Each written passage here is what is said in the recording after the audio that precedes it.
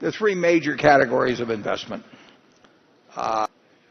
And you ought to think very hard about which category you want to be in before you start thinking about the choices available within that category. Now, the first category is anything denominated in a currency. It can be bonds, it can be deposits in a bank, it can be a money market fund, it can be cash in your pocket. And if you will reach in your pocket, I don't like to do this, but and pull out your wallet. You're watching an historic event. If you look at this, and I might point out this is a 1. Charlie carries a. On the back of it, it says, "In God we trust." And that's really false advertising. If Elizabeth Warren were here, she would say, quite properly, it should say, "In government we trust." Because God isn't going to do anything about that dollar bill, if government does the wrong things in terms of keeping it as valuable as it was when you parted with it to buy a bond or put it in a bank. Any currency-related investment is a bet on how government now and in the future will behave. Almost all currencies have declined in value over time. I mean, it may be built into almost any economic system that it will be easier to work with a currency that declines in value than a currency that appreciates in value.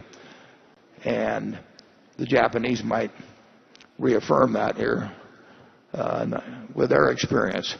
So, as a class, currency-related investments, whether they're in the UK or the United States or any place else, unless we're getting paid extremely well for having them, we do not think make much sense.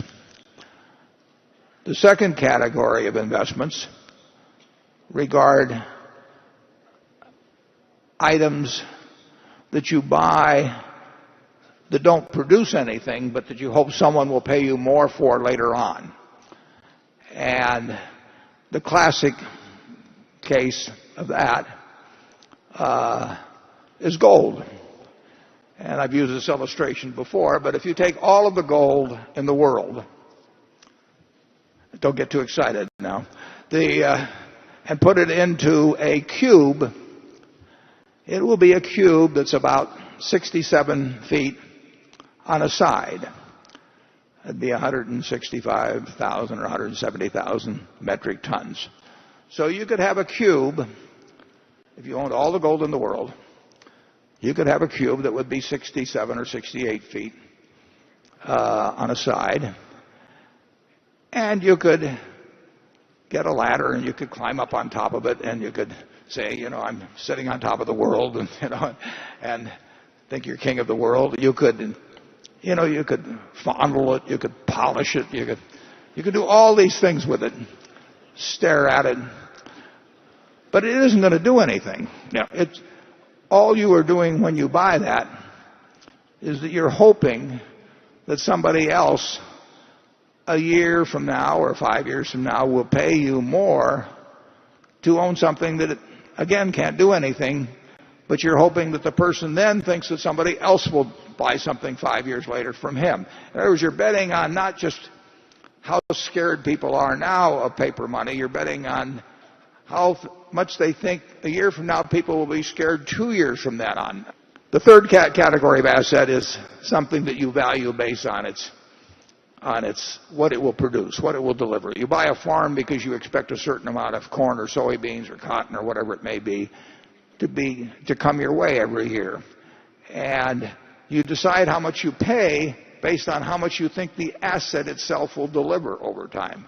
And those are the assets that appeal to me and Charlie. Now, there's some logical follow-on to that. If you buy that farm and you really think about how many bushels of corn, how many bushels of soybeans will it produce, how much do I have to pay the tenant farmer, how much do I have to pay in taxes and so on, you can make a rational calculation.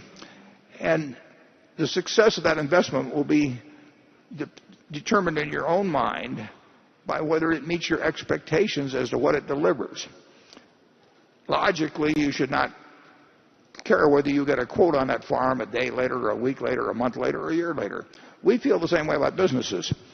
When we buy ISCAR or we buy Lubrizol or whatever, we don't run around getting a quote on it every week and say, is it up or down or anything like that. We look to the business. We feel the same way about securities. When we buy a marketable security, we don't care if the stock exchange closes for a few years.